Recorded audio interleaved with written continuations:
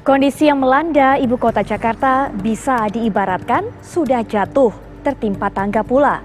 Inilah keadaan yang dialami Jakarta yang dipimpin Gubernur Anies Baswedan. Beberapa waktu yang lalu Gubernur Jakarta mengambil langkah tegas dengan kembali memberlakukan PSBB ketat seperti pada awalnya pandemi COVID-19 baru terjadi di Jakarta. Hal ini berdasarkan data jumlah kasus orang yang positif COVID-19 pada 1 bulan terakhir meningkat tajam sampai mencapai 4 ribuan kasus lebih dalam seharinya. Dan 25% atau 1/4-nya ada di ibu kota Jakarta dengan 1.000-an kasus lebih. Oleh karena itu langkah tegas yang diambil oleh Anies Baswedan sebagai gubernur diharapkan dapat menurunkan secara drastis angka pertambahan kasus COVID-19 ini. Kita akan lihat berapa pertambahan kasus COVID-19 ini di ibu kota atau di Jakarta yang disebut menyumbangkan kasus terbanyak di tanah air.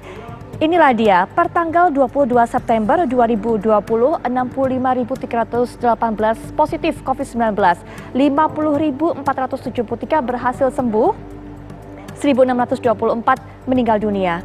Dan kasus aktif artinya kasus ataupun pasien yang hingga saat ini masih menjalani perawatan adalah 13.221. Angka 65.000 adalah merupakan total kasus yang ada di Jakarta semenjak kasus pertama ditemukan hingga hari ini, 22 September 2020. Namun, belum lagi angka positif COVID-19 bergerak turun, Jakarta ini sudah terancam dilanda banjir lagi.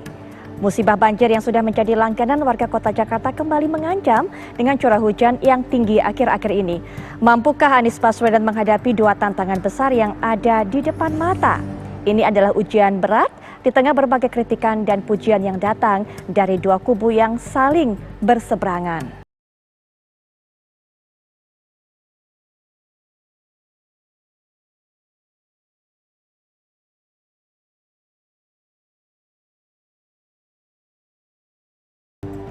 Untuk bisa membahas mengenai hal ini, apa yang harus dilakukan tentunya oleh pihak pemerintah Provinsi DKI Jakarta untuk bisa mengantisipasi ancaman banjir yang sudah di depan mata, apalagi sudah ada masalah besar yang berupaya untuk diselesaikan, yaitu menekan laju penyebaran kasus corona. Kita sudah terhubung dengan para narasumber. Yang pertama adalah Pak Gembong Warsono, DPRD DKI Jakarta dari fraksi PDI Perjuangan. Selamat malam Pak Gembong, Assalamualaikum warahmatullahi wabarakatuh.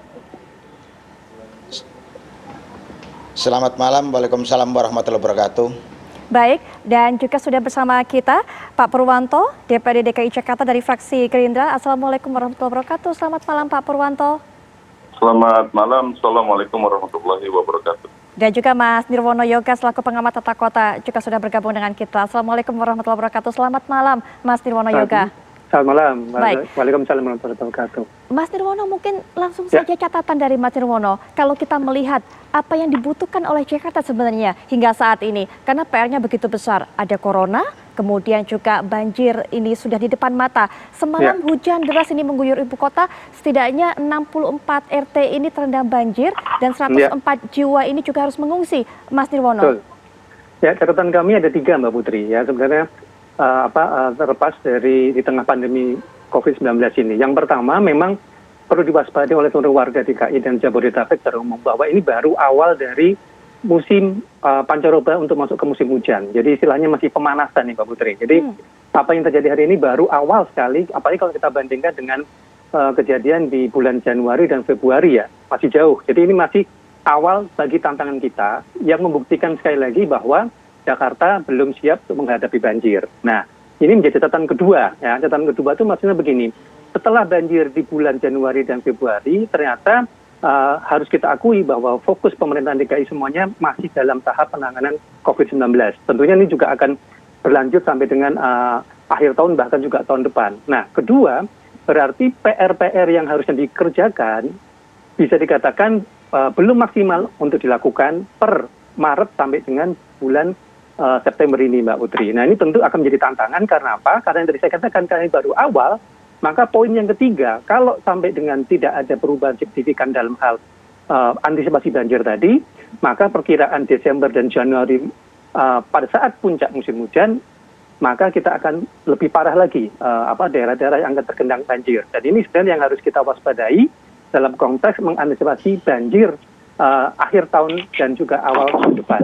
insya Allah harusnya lebih baik dari awal tahun ini, Mbak Putri. Nah, ini menurut saya yang harusnya dilakukan. Nah, tentu apa yang kita apresiasi dalam hal penanganan COVID tetap harus memberikan porsi perhatian. Ini saya harapkan teman-teman dari DPRD untuk mengawal bagaimana misalnya Dinas Sumber Daya Air dapat melakukan PR-PR-nya yang selama ini belum dilakukan secara maksimal. Misal, umpamanya rehabilitasi seluruh saluran air kota. Kalau yang kemarin kita lihat dan hari ini, itu kan daerah-daerah di pusat kota tanpa banjir kiriman dari sungai, daerahnya menjadi tergenang. Ini bisa dipastikan daerah tersebut merupakan drainasenya yang buruk. Artinya ada PR perbaikan saluran drainase.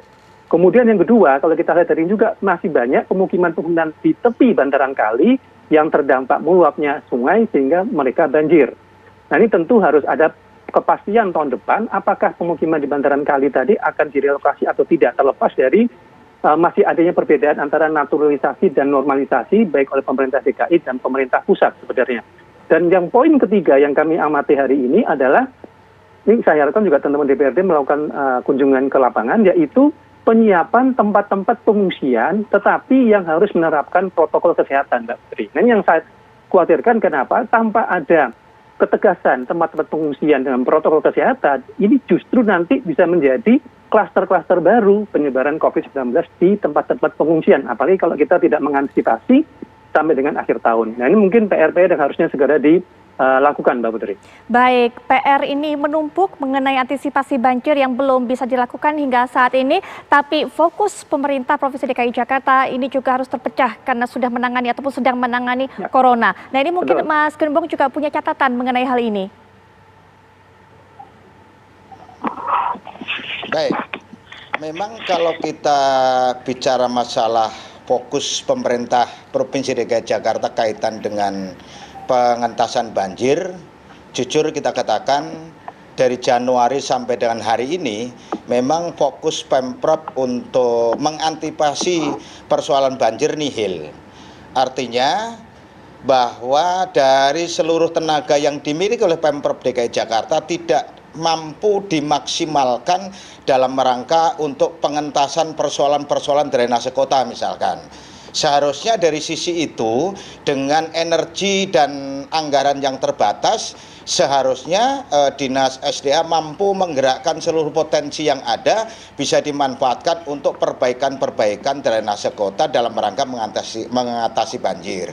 Karena apa? Persoalan banjir ini bagi kita, bagi DKI Jakarta bukan barang baru. Seharusnya Pemprov sudah bisa mengantisipasi bersamaan juga dengan pengentasan persoalan COVID-19.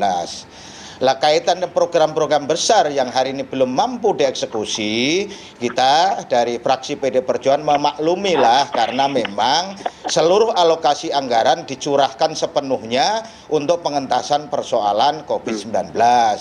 Lah ini seharusnya dari alokasi besar yang terpending, tergeser untuk penanganan COVID, seharusnya dari tenaga yang dimiliki oleh Pemprov, yaitu PCLP yang jumlahnya ribuan itu sebetulnya bisa untuk melakukan penanganan persoalan drainase kota yang kita harapkan itu bisa ada perbaikan sehingga tadi disampaikan oleh Pak Nirwono tadi, hujan lokal sebenarnya bisa ditangani dengan drainase yang baik. Saya kira seperti itu, Mbak. Baik, mengantisipasi banjir nihil, kemudian juga tidak mampu memaksimalkan penyelesaian persoalan banjir selama ini, Pak Purwanto.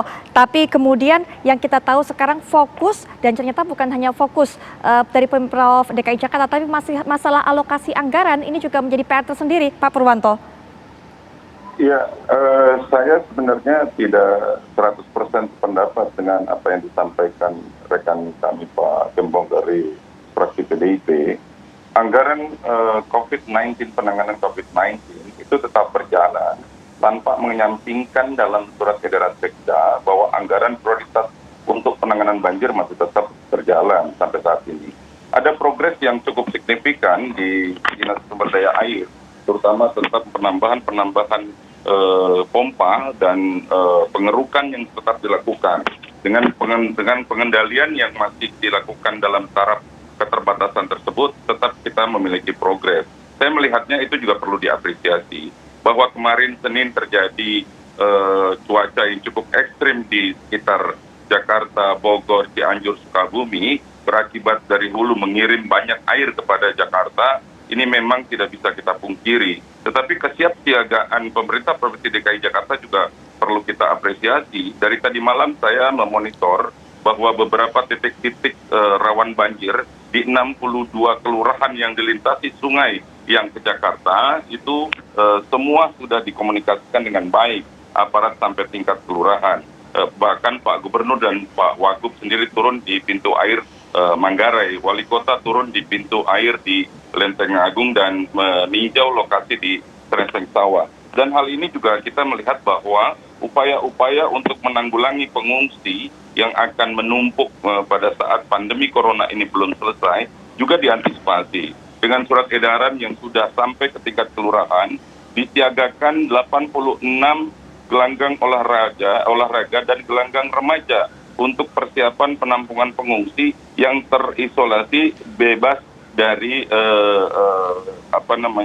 COVID, sehingga bisa dipastikan bahwa pengungsi ini akan bisa terlayani dengan baik dan bisa memenuhi kriteria protokol kesehatan. Karena ini pasti harus 2 kali lipat karena jarak antar pengungsi, tingkat kepadatan penampungan dan segala macam juga harus kita pikirkan.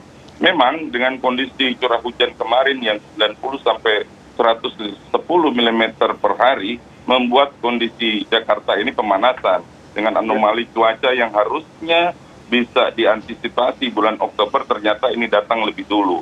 Mungkin Mas Wirono juga paham bahwa ini adalah pemanasan, tetapi kesiapsiagaan DKI dalam hal ini di samping juga mempersiapkan kondisi PSBB tahap kedua, tidak perlu khawatir masyarakat. Di samping juga kita berharap peran serta masyarakat secara aktif untuk tidak membuang sampah sembarangan. Apalagi program gerbek lumpur dari SDA dan sumur serapan yang rencananya akan dibuat sampai dengan target 300.000 di tanah persil warga DKI Jakarta juga on progress.